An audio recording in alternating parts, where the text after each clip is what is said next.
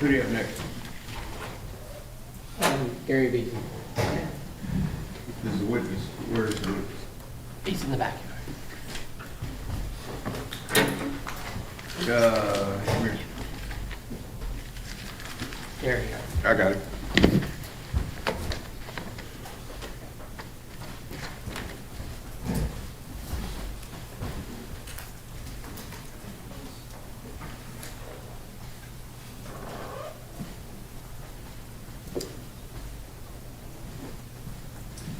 Good morning. Raise your right hand for me. You solemnly swear or affirm testimony given this cause to be the truth, the truth, and nothing but the true self you got. Yes. Have a seat right here. First of all, hand me that document that's right there in front of you, okay? There's a rule of evidence in effect that says you cannot be in court unless you're testifying. Once you have testified, don't discuss your testimony with anyone else except the lawyers, okay? Okay, yes. All right, Mr. Gold. Thank you, Your Honor. Good morning. Good morning. Steve Goble, one of Tanner's attorneys. I don't know if we've met. But I need to make clear, we're just going to call you Gary for today. Yes. Is that right? And were you subpoenaed to be here? Yes. And that was by us? Yes. How do you know Tanner Horner? He was part of our church a number of years ago. And what's your role at the church? I'm the lead pastor. Do you remember about how old he was when he started attending? I don't recall exactly what age it was, no. Okay. What were your impressions of Tanner while he was attending the church? He was like any other kid. I'd see him walking up and down the halls. He was part of our, I think he started kind of in our youth ministry from the beginning. I think junior high, maybe somewhere around there, I'm not sure. So, you know, he was a kid like everyone else. We were aware that, you know, he had a form of autism a little bit, and so there were moments we dealt with that, but as far as being loved by our church family and our people, he was. And so I assume he wasn't, or will you tell me, was he disruptive or anything? Is that what you're saying? No, he wasn't disruptive. There would be times where something would happen that was out of the ordinary for him, and he would get upset, but he wouldn't take it out on others. He took it out on himself. He would hit himself, you know, just, that was kind of what he did. Now, as the pastor, were you able to have one-on-one conversations with Tanner? Yeah, anytime you see a kid, especially as he got into high school, that is kind of becomes a loner, as a pastor, you know, even as a man, you want to try to help someone like that. So we would have conversations and try to speak into his life and help give some guidance and direction, find out where he was at. Yeah. And did he participate at church? Yes. Did you have programs that he could be involved in, and what would they be? So at the time, in our youth ministry, we had what was called, it's fine arts. It's a big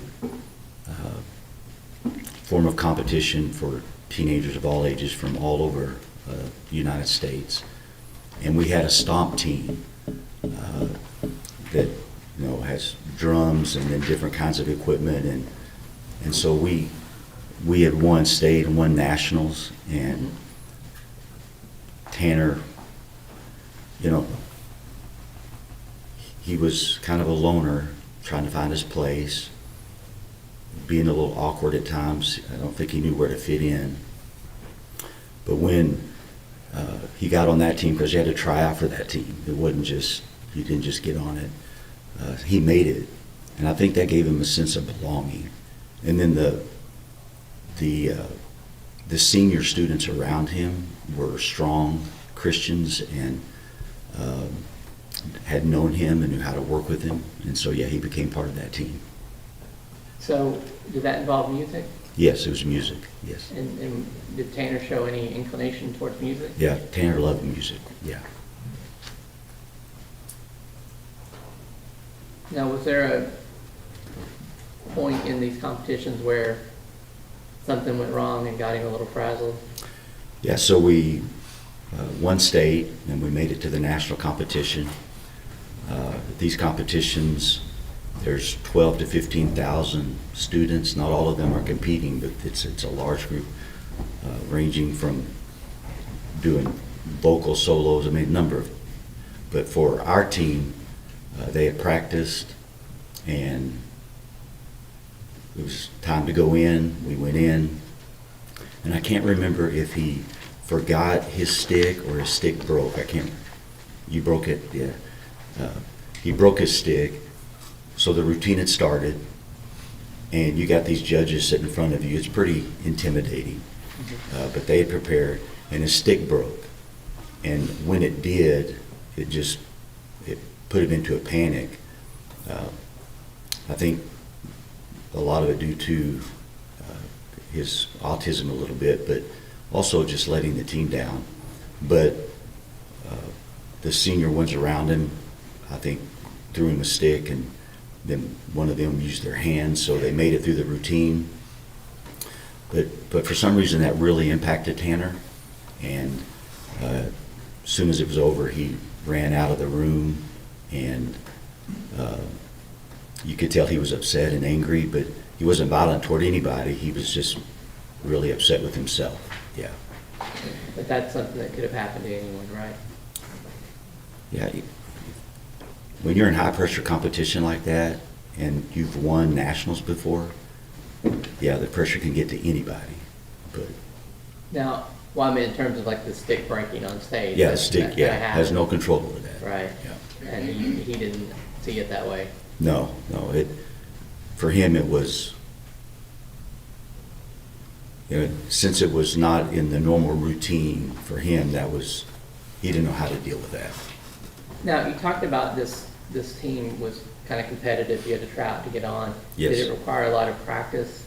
Yes, sir, lots of practice. So they were there, about how often during the week, you know? It depended on how intense the competition was, and then on the group. But that particular year, we had some very strong drummers and musicians, so I would imagine they practiced 2 to 3 times a week. That would probably be the average. And how long have you been at your church? 29 years. Do you remember who attended church with Tanner? It was Bill and Jackie Harbison, And who were they? his grandparents. Do you know who was raising Tanner when he was attending your church? Bill and Jackie, yes. And what were your impressions of them? Bill and Jackie were really good people. When they were attending our church, yeah, they were very good people. They were very connected in our church family, loved our church family, and just good, solid people. Now, just from your knowledge, did you know why they were raising him? Yes, Tanner's mom was pretty much not present. She was in and out of his life, a lot of drugs. And I think she'd been in prison or jail a few times. So I didn't get to interact with Melissa very much, but was aware of her history, yes. But you did meet her at some point? Yes. Did she not attend regularly like No, Bill and Jackie no. and Tanner? No. If she was out of jail or would happen to be home, she might come on an Easter or something like that, but there was no regular attendance and no connection at all. Did Tanner's sibling attend too? Yes. So you remember him? Yes, vaguely. I didn't know him as well, but yes. Okay. Was there some point where Bill's kind of attitude toward the church changed? Yes, so Bill was, up to that point, he was a very loving, we would laugh. I mean, he was just a really good guy. The VA changed his medication, and he became a different person. Like, it was noticeable. He became angry, agitated when he'd show up to church. It just wasn't the same Bill. Tried to have conversations with him. He didn't want to have a conversation. And so he just behaved in a way that wasn't normal. Yeah. Was there a specific incident that kind of ended that relationship?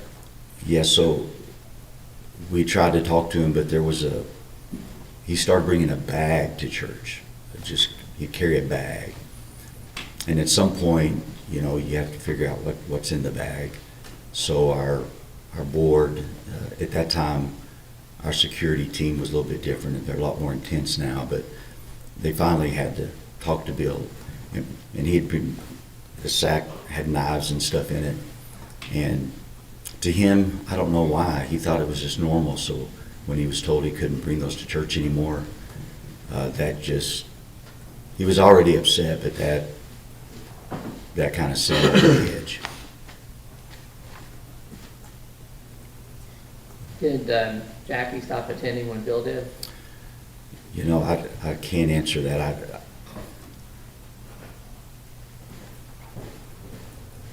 Yeah. Well, let me put it another way. Did you have some interaction with Jackie after Bill quit coming? Yeah, Jackie would reach out right after that, and she understood something was wrong with Bill, but I don't remember how long she attended afterwards. But we'd have conversations trying to just help her deal with Bill as well as Tanner and his brother. Now, you said we've been talking about kind of junior high and high school for Tanner. Yes. When did you last have contact with Tanner? My last contact was after the incident that we're dealing with now. But when he got into high school, Yeah. and he was able to drive on his own, he didn't come all the time. He kind of had his own life and was developing that, but he would still come off and on. I think after graduation or right before graduation, we present a Bible to every senior, and he was there the day we presented his Bible, and that was a big moment. So I think as a pastor, that was probably one of my last encounters with him that I can remember, yeah. And then you said you had an encounter with him after the incident. Yes, sir. Did he initiate that, or you, or how did that happen? I believe he initiated it, so I received a call that he wanted to visit with me. And so, as a pastor, we don't always get to do the easy things we do what we're called to do. So I met with him and just wanted to make sure he was okay, and wanted to make sure he understood, really what had happened. Mm-hmm. Because with his autism, and I don't know what range of the spectrum he was, but connecting things together was, sometimes you had to really help him connect that. So I just felt like, all right, number one, I need to go pray with him. And then two, I want to make sure he understands fully what went on.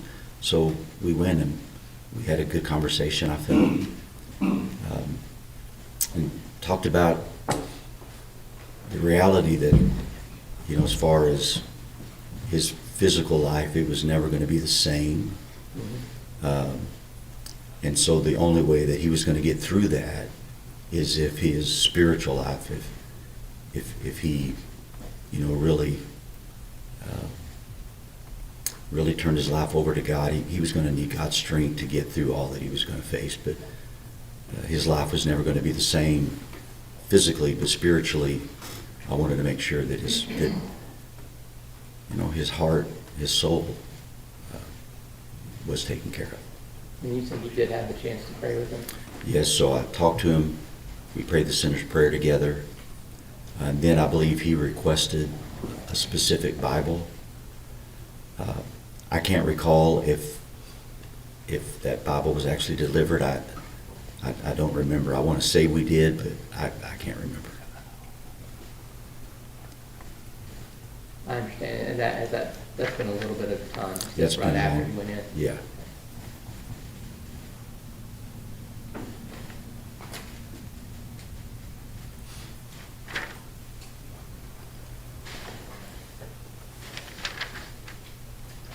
Yeah, and I'll pass away. Cross-examination. Sir, I want to talk to you just a little bit about a couple of things. You testified initially that Mr. Horner was able to participate in this youth group. Is that Yes. right? In this, yeah. And he program. was able to go to practice several times a week Yes. and able to work within that group to perform for a common goal. Yes. And in fact, did well enough that they were able to place and do well on a big stage. So- Yes, sir.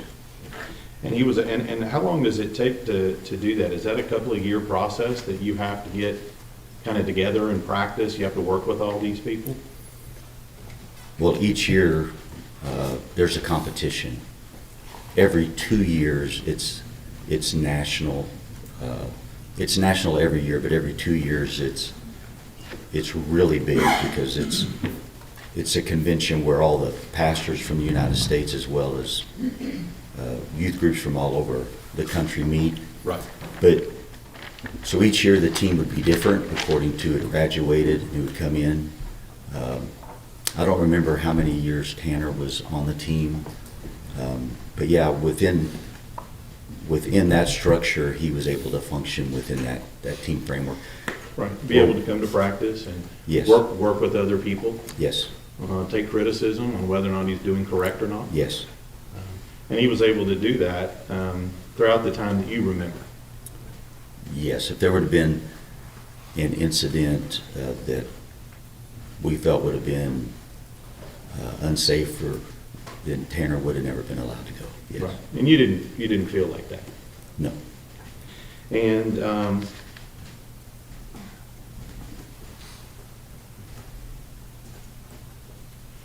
it sounds like that you guys at the church were ready, able, and willing to provide Tanner and his family with whatever support they needed.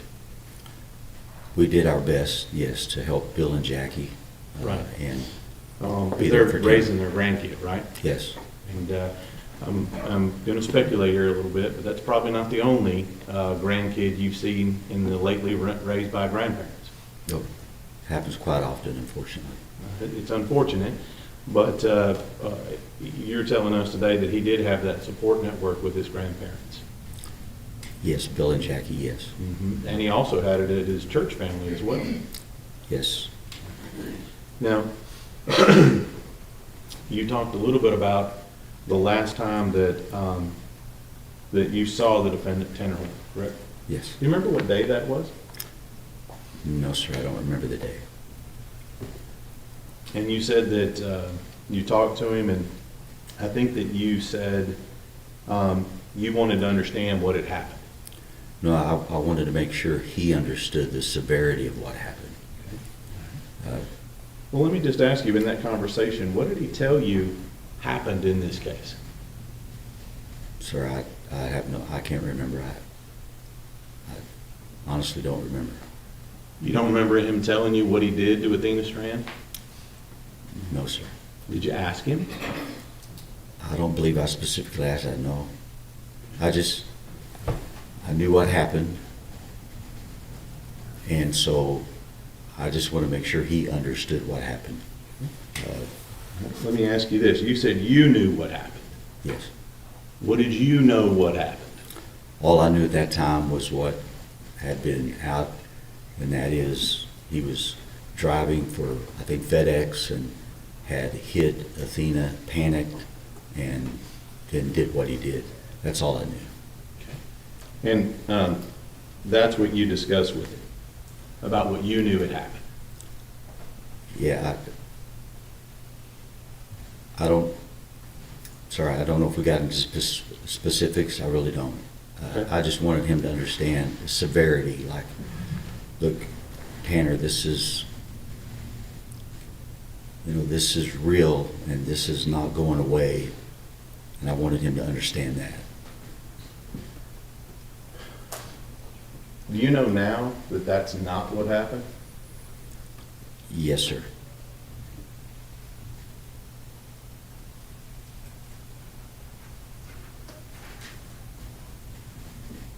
You know now that it's something dramatically different than that?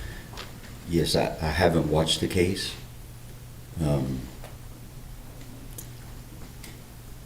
When you talked to him initially, the last time you talked to him, you knew that initial version, and Yes. that's what you were going in on him to talk about.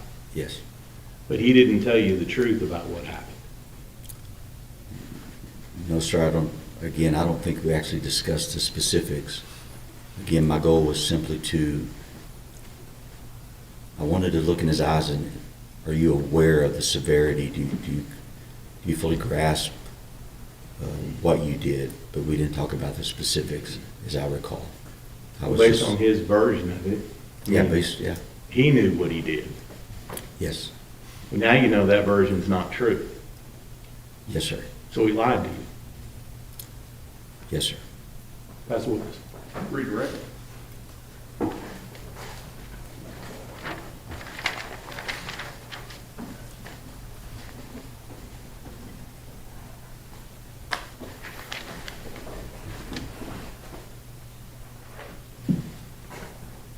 Now, at that time, you knew that Tanner had caused his murder. Yes. So your conversation was based on that premise. Yes. And you're saying you did or did not discuss detail? I don't believe we discussed details. My goal was just, Tanner, do you understand the severity? Do you get what happened and that this is going to be life-changing and you can't undo that? And so I believe that was our conversation. And that stemmed from the notion that that's a horrible Yes. sin, crime, Yes. murder. Yeah, he was aware. I knew, so I don't think the specifics was the goal. It was just making him just aware that this was going to be life-altering and it wasn't consequences. They're not going away. And you still counseled him? Yes. And you still prayed with him? Yes. And you still helped him get the Bible? Yes. Passport? Yes. That's what it's showing. Mr. Stegman, Nothing further on. may this witness be finally excused? Yes, Your Honor. Thank you. Thanks. Let me stretch my legs, okay? See you about 10:30.